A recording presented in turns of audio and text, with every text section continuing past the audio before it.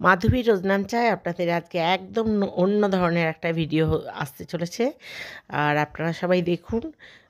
আমাকে অনেকে কমেন্ট বক্সে কমেন্ট করেছিল যে এই ছাদটা কীভাবে করা হয়েছে এবং এটা করার জন্য কি কি খরচ হয়েছে এবং কি উপকার হয়েছে।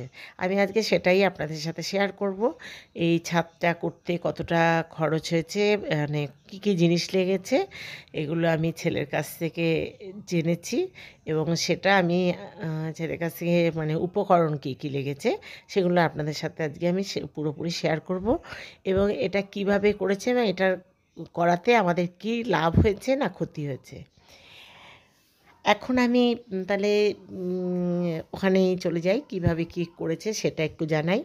প্রথমে ছাদের মধ্যে যে টুকরো টুকরো ছিল সেগুলো সমস্ত খোদাই করে ভেঙে ফেলেছে। তারপর যেখানে যেখানে একটু ফাটলের মতো আছে বা একটু ফাটল আছে সেখানে সিমেন্টটাকে গুলে, মানে সাদা সিমেন্ট গুলে সেখানটা একটু ভরাট, মানে রিপেয়ার করে, যেটাকে ফেসিয়াল বলুন যাই বলুন সেরকম করেছে। আমাদের যেমন মুখটুক ফেসিয়াল করা হয় সেরকমই এক পোস্ট দিয়ে ব্লিচ করা হচ্ছে, যেটাকে বলা হয়। যাই হোক, দেখুন করছে সুমন। আমাদের সব কাজই ওকে দিয়েই করানো হয়। আমার ছেলে এটা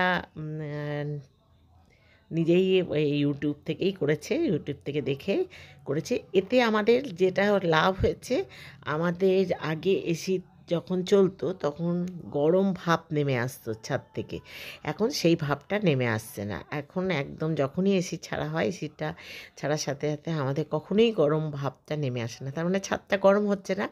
কিন্তু একটা ক্ষতি হয়েছে, যেটা ক্ষতি হচ্ছে যে আমরা ছাদে দিনের বেলা যেতে পারছি না। দিনে সূর্যের আলো পড়লে এত চোখে রিফ্লেক্ট করে, আমরা মাথাটা ঢাকা দিয়ে, চোখ মুখ ঢাকা দিয়ে আমার জামা কাপড় মিলতে যেতে হয়। যে জামা কাপড় মিলতে যায় সেই বলে যে দূর বাবা চশমাটা দাও। এইটা একটা মানে ক্ষতির দিক বলতে পারেন।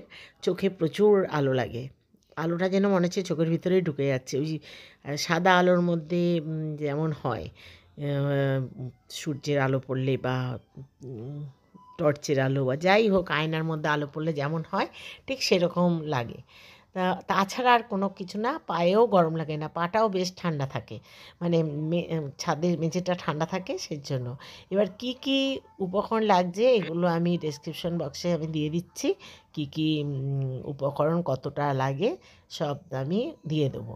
কিন্তু আরেকটা কথা বলছি, এটা প্রথমে ছাদটাকে খোদাই করে ভেঙে, মানে একটু ওই দেখবেন আপনারা ছোটো একটা দিয়ে টুকটুক করে একটু গর্ত করে নিচ্ছে, যাতে সিমেন্টটা ওই ইয়ের মধ্যে আটকে যায়, ছাদের মধ্যে আটকে যায়। ছাদটা কিন্তু শক্তপোক্তও হয়, ছাদের মধ্যে কোনো রকম যদি ক্ষতি থাকে, মানে খুঁত থাকে, সেটাও ঠিক হয়ে যায়। ওরা প্রথমে এই সাদা সিমেন্ট, তারপরে জিঙ্ক, কী কী লাগে আমি সমস্ত ভুলে যাই, আমাকে বলে দিয়েছে তবু আমি ভুলে যাচ্ছি। আমি ডেসক্রিপশান বক্সে আমি লিখে দেবো কোনটা কতটা পরিমাণ কী লেগেছে, সেটাও আমি বলে দেবো। আর সবথেকে ভালো হচ্ছে যে ছাদটা আমার পরিষ্কার হয়ে গেছে, একদম ধবধবে সাদা পরিষ্কার। একটু বৃষ্টির জল হলে তো আরও পরিষ্কার হয়ে যাচ্ছে। তবে যেটা বলেছিল যে 1 বছরের মধ্যেই উঠে যাবে বা আমাদের তো এই বৃষ্টি বর্ষার মুখে মুখেই করেছে কাজটা, কিন্তু কি বলবো আপনাদের, একটুও ক্ষতি হয়নি, মানে একটুও রং গলে আমাদের কোনো অসুবিধা হয়নি। আপনারা যদি বলেন যে আমি দেখতে চাই, আমি আবার দেখাতে পারি। আর ছাদের মধ্যে একটু মাটি ফাটি পড়লে পরিষ্কার বোঝা যাচ্ছে, একটু ফুল ঝাড়ু দিয়ে ঝাড় দিলে খুব সুন্দর ঝাঁটও দিয়ে দেওয়া যাচ্ছে, পরিষ্কার একদম। আর সবথেকে হচ্ছে যে ঘর খুব ঠান্ডা থাকছে। মানে যতটা ঠান্ডা গরমকালে যে গরমটা থাকে তার থেকে প্রায় 5-7 গুণ, তারও বেশি 10 গুণও ঠান্ডা বলতে পারেন। আর সবথেকে হচ্ছে যাদের এসি আছে তাদের তো আরও ভালো, এসির খরচাটা বিলটা কম আসবে, কারণ ঠান্ডা হয়ে গেলে আপনি তো নিতে পারবেন না। ঠান্ডা হয়ে গেলে, ঘরটা ঠান্ডা হয়ে গেলে, খুব তাড়াতাড়ি ঠান্ডা হয়ে যাচ্ছে, এসির বিলটা তাহলে কম আসবে না? এসিটা চালালে আপনাদের বিলটাও কম আসবে। আর ফ্যানের হাওয়াও, যদি আপনি এসি নাও চালান, ফ্যানের হাওয়াটা খুবই ঠান্ডা হাওয়া আসে, মানে গরম হাওয়াটা নামে না। একটা ছাদ থেকে যে গরম ভাবটা নামে সেটা কিন্তু একদমই নামে না। এখন আমার ছেলে একটু রং করে ওদের দেখাচ্ছে কীভাবে রং করবি। তারপর ওরা করবে। দুজন মানে দুজন আছে, সুমন আর আরেকজনের নাম ভুলে গেলাম, আরেকজনের নাম মনে করতে পারছি না। আসলে ও নতুন এসছে তো ওর নামটা আমার ওই কারণে মনে নেই। সুমনের নামটা খুব ভালো মনে আছে, সুমনের নাম আমার সেভ করাও আছে। কিছু অসুবিধা হলেই সুমন আয়, ও সঙ্গে সঙ্গে চলে আসে এবং কাজ করে। হ্যাঁ, খুব ভালো ছেলেটা, ওকে দিয়ে সব কাজ। এবার এই যে সুমন কাজ করছে, সুমন এবার আস্তে আস্তে রং করছে। আজকে একদিন পরিষ্কার করে, ঝাড় দেয়, ওইগুলো খোদাই করে পরিষ্কার করে জল দিয়ে ধুয়েছে। ধুয়ে ওটা শুকিয়ে যায়, শুকনোর পরে তার পরের দিনকে এসে রং করেছে। এটা কিন্তু দ্বিতীয় দিনেও রং করছে। দ্বিতীয় দিন রং করবে, আবার তৃতীয় দিনে রং করবে, মানে দুদিন রং করতে হয়, তাহলে জিনিসটা ভালো হয়। আর দেখুন কেমন প্রথম দিনে ওই পাশটা, মানে এটা হচ্ছে প্রথম দিনের রং। প্রথম দিনের রংটা একটু ছাপ ছাপ ছাপ ছাপ লাগছে। ওটা কালকে যখন আসবে বলছে, কালকে এসে যখন আমি রং করব ওটা ঠিক হয়ে যাবে, মানে ওটা আর কি ভালো করে হয়ে যাবে। আর ছাদটা যেন বড় বড় লাগছে, ছাদটা আগে ছোট ছোট লাগতো, এখন সাদা রং করাতে বিরাট বড়, মনে হচ্ছে অনেক বড় ছাদ এবং বড় ছাদই। এবং কি কি লাগছে উপকরণটা আমি আপনাদের সাথে পরে শেয়ার করে দেবো। আর ভালো লাগে দেখুন, এটা দ্বিতীয় দিনের রং। দ্বিতীয় দিনে এই রংটা করেছে ওরা, মানে করছে, দেখুন প্রথম থেকে করে আসছে।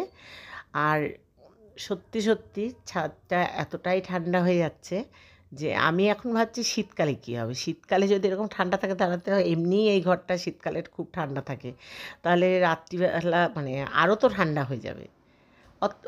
আমার অবশ্য অসুবিধা হয় না শীতে, কিন্তু যাদের খুব ঠান্ডা লাগে তাদের কী হবে জানি না।